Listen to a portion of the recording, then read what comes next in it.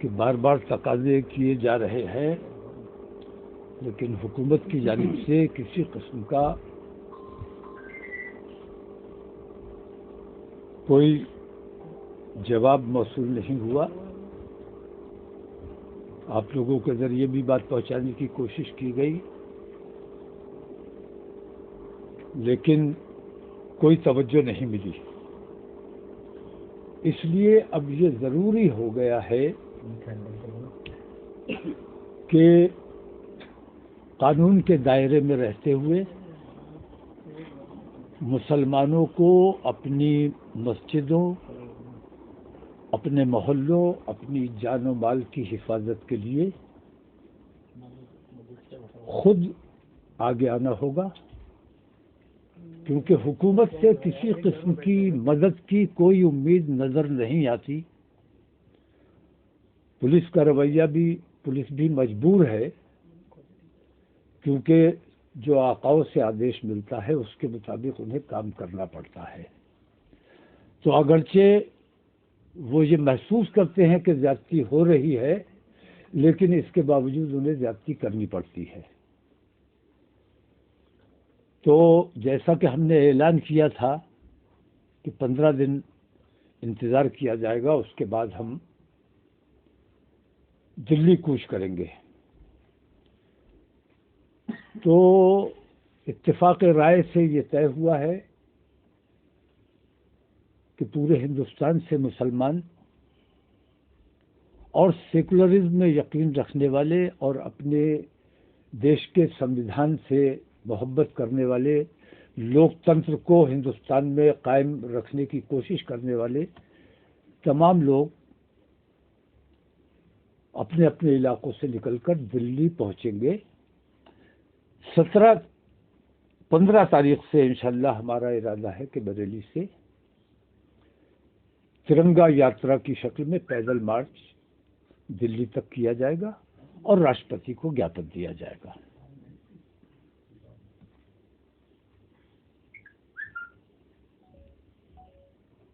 इक्कीस को हमारी ये यात्रा दिल्ली में समाप्त होगी और 21 तारीख को हिंदुस्तान के मुख्तलिफ सूबों से तमाम लोग वहां मुत्तहिद होकर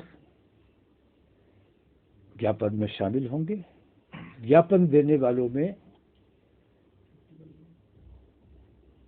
15 लोगों को शामिल किया जाएगा। सिर्फ 15 लोग ज्ञापन पेश करेंगे राष्ट्रपति से मुलाकात करके। बाकी लोग समर्थन में, जो इन तमाम बेईमानियों से तकलीफ में हैं, ख़ास तौर से मुसलमान, वो तमाम लोग उस ज्ञापन की हिमायत में साथ शरीक रहेंगे। ज्ञापन सिर्फ 15 लोग राष्ट्रपति को पेश करेंगे। वो 15 लोग कौन कौन होंगे? कुछ वो 15 लोग नाम बता दिए जाएंगे बाद में। यात्रा अभी शुरू कर रहे हैं, फिर मुख्तलिफ सूबों के एक एक नुमाइंदे को लिया जाएगा। 15 लोगों की हमने तय की है, वो राष्ट्रपति कार्यालय भेज दिए जाएंगे वो नाम। तिरंगा यात्रा जो आप निकालेंगे वो क्या फिक्स हो गई है? 15 मार्च को ही शुरू होगी या कुछ आगे पीछे भी? नहीं, 15 मार्च को इंशाल्लाह शुरू कर रहे हैं। लोगों की राय थी कि 17 को जुमा है तो जुमा पढ़ के यहाँ से चला जाए और फिर जुमे को वहाँ समाप्त किया जाए, लेकिन मुझे ऐसा लगता है कि राजनीति में जुमे का बहुत इस्तेमाल हो रहा है और लोग अब जुमे से कुछ लोग खौफजदा भी होने लगे हैं। इस वजह से मैं, चूंकि ये खालिस मुल्क का मामला है और अपने देश के संविधान को बचाने का मामला है, इस मामले में हम किसी भी किस्म के ऐसे धार्मिक मामलात को इस्तेमाल नहीं करना चाहते। दूसरी बात ये कि ये खालिस गैर सियासी मामला है। इस मामले का सियासत से या 2024 के चुनाव से जैसे जोड़ा जा रहा है या जोड़ा है कुछ चैनलों ने, इसका 2024 से या सियासत से कोई ताल्लुक नहीं है। मुल्क की बेईमान हुकूमत के खिलाफ हमारा ये एहतजाज है। और मुल्क की बेईमान हुकूमत के खिलाफ मैं समझता हूँ तमाम लोग मुत्तहिद होकर इस हमारी यात्रा में शरीक होंगे। क्या क्या मांगे थी आपकी जिनको लेकर आप नहीं, मांगे सब आपके सामने है, तमाम तकलीफें हमारी आपके सामने है। हमें तकलीफ इस बात की है कि हमारी बात कहने वाला कहीं कोई नहीं है। जो करता है वो वोटों की राजनीति करता है। मुसलमानों के मसाइल से, मुसलमानों की परेशानियों से किसी को कोई लेना देना नहीं है। फोटो खिंचवाने की हद तक और बयान जारी करने की हद तक लोग राजनीति करते हैं। ऐसी राजनीति से हमें सख्त नुकसान हो रहा है, सख्त परेशानी हो रही है। हुकूमत खालिस बेईमानी का काम कर रही है। नरेंद्र मोदी हुकूमत के खिलाफ हमारा ये एहतजाज पुरजोर एहतजाज है और हम इस एहतजाज में दिखाएंगे कि हमें मुल्क को ताकत नहीं दिखानी है, हमें प्रधानमंत्री को अपनी ताकत दिखानी है कि हमारे सब्र का जो इम्तिहान लिया गया है, अगर हम सड़कों पे निकलते हैं तो अगर कहीं माहौल ख़राब होता है तो उसकी जवाबदेही, उसकी जिम्मेदारी हम पर नहीं होगी, उसकी जिम्मेदारी हुकूमत पर होगी।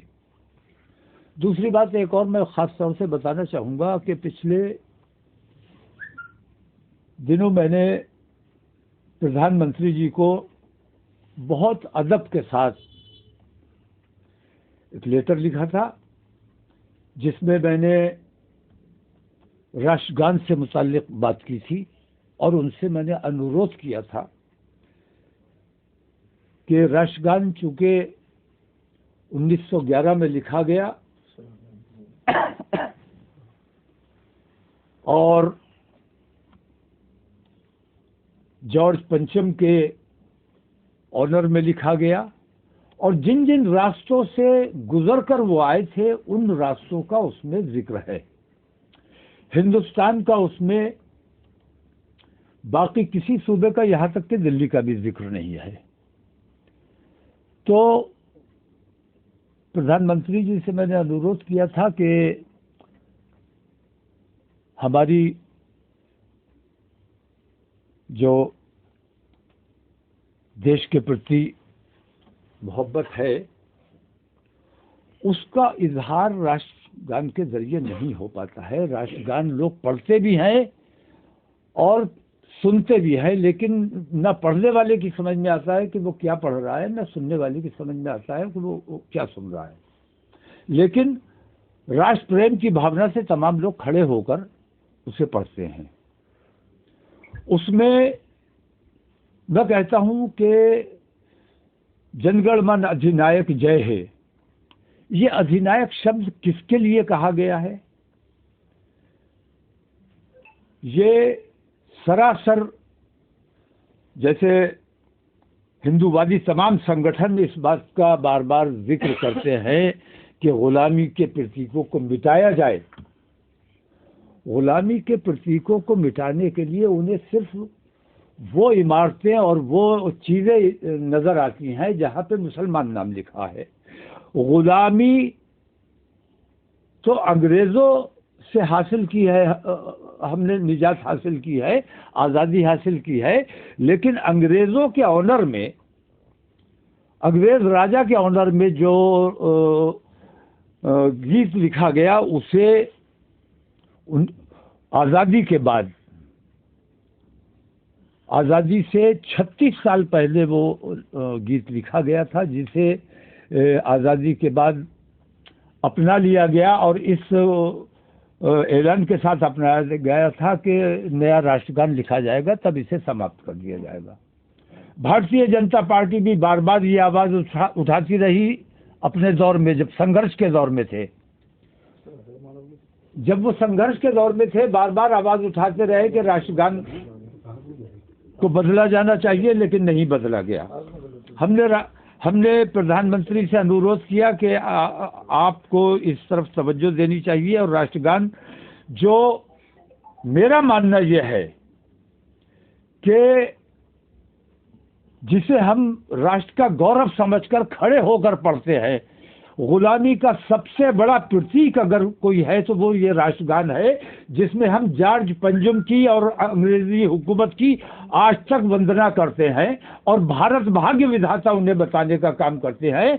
ये देश के साथ बहुत बड़ा अन्याय है। प्रधानमंत्री को, राष्ट्रपति को और तमाम नेताओं को, आरएसएस वालों को इस तरफ तवज्जो देनी चाहिए।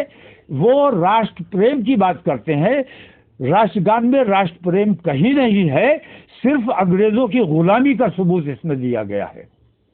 तो हम अपने देश से मोहब्बत करते हैं और देश की मोहब्बत की बुनियाद पर हमने प्रधानमंत्री से अनुरोध किया था कि भाई इस चीज़ को तब्दील कीजिए, एक ऐसा राष्ट्रगान जो सबकी समझ में आए, किसी की धार्मिक भावनाओं को उसमें नुकसान ना पहुंचाया जाए, ठेस ना पहुंचाई जाए, और सब लोग शौक से पढ़ें, शौक से सुने। और ऐसा राष्ट्रगान होना चाहिए जिसको पढ़कर और सुनकर देशभक्ति की भावना लोगों के दिलों में पैदा हो। मौलाना साहब, आज एक सवाल है। मौलाना साहब, आज केरल के राज्यपाल आरिफ मोहम्मद खान साहब यहाँ आ रहे हैं और मौलाना शहाबुद्दीन साहब की किताब का विमोचन करने का, तो क्या कहना चाहते हैं? आला हज़रत साहब के ऊपर उन्होंने कोई किताब लिखी है, तो आरिफ मोहम्मद साहब को किस तरह से खैर मकदम करना चाहेंगे? गवर्नर की हैसियत से उन्हें बुलाया गया है, जिन लोगों ने भी बुलाया है। रहा सवाल आला हजरत की किताब का, तो वो आला हजरत से ना उनको कोई अकीदत है, ना आला हजरत के मसलक से उनका कोई ताल्लुक है। ऐसे हाथों से किसी भी किताब का विमोचन मैं बिल्कुल दुरुस्त नहीं समझता हूँ। मौलाना साहब, आज प्रयाग में जो है, जो आरोपी थे जिन्होंने एक सुरक्षाकर्मी की हत्या कर दी थी, गवाह की हत्या कर दी थी, उनके घर पर बुलडोजर चला है, क्या कहेंगे ये? देखिए, बुलडोजर के बारे में मैंने पहले भी ये बात कही है कि जो अपराधी हैं, जो आरोपी हैं, उन पर कार्रवाई करना अदालतों का काम है। उनकी जायदाद पर बुलडोजर चलाना ये अपने देश का, अपने प्रदेश का नुकसान करने के मुतरादिफ है। अगर अपराधी हैं, उनकी संपत्ति कुर्क कर लीजिए, किसी गरीब को दान कर दीजिए, लेकिन बुलडोजर चलाकर जो मिसमार कर दिया जाता है तो ये तो देश का नुकसान है। दूसरी बात कि मैंने कोई अपराध किया है, अब मैं जिस घर में रहता हूं उस घर में परिवार के और लोग भी रहते हैं जिनसे मेरे ताल्लुकात अच्छे नहीं हैं, तो मेरा घर तोड़ोगे तो बाकी लोगों को परेशानी होगी। ये बुलडोजर चलाना मैं समझता हूं कतई अन्याय है। बुलडोजर चलाने मतलब अदालतों का फिर क्या रोल रह गया? आपने किसी पर इल्जाम लगाया, पुलिस गई, उसके घर बुलडोजर चला दिया, अदालत का क्या काम बाकी रह गया? अदालत फिर उसे क्लीन चिट देने का काम करने के लिए रह गई है। अदालतों के फैसले अदालतों के सुपुर्द रहने चाहिए। अदालत जिसे कहे कि ये मुजरिम है, वो मुजरिम है, उसके साथ जो कुछ भी किया जा सकता है अदालत उसे सजा दे सकती है। वो सजा चाहे उस पर बुलडोजर चलाने की हो या उसे फांसी पर चढ़ाने की हो। संपत्ति ने कोई अपराध नहीं किया है, संपत्ति को मिसमार करने का क्या मतलब? अपराध किसी इंसान ने किया है, वो जिस घर में रहता है उस घर ने कोई अपराध नहीं किया है। तो बुलडोजर की मैं शदीद मुखालफत करता हूं, मजम्मत करता हूं। किसी भी हालत में बुलडोजर नहीं चलाया जाना चाहिए और ये अदालत के कामों में हस्तक्षेप मैं मानता हूं इसे। पुलिस का काम बुलडोजर चलाना नहीं है, पुलिस का काम मुलजिमों की गिरफ्तारी करना है, अदालत के सामने पेश करना है। इसके अलावा उनका जो काम है वो गलत काम किया जा रहा है, उसकी मैं सख्त मजम्मत करता हूँ। जो काम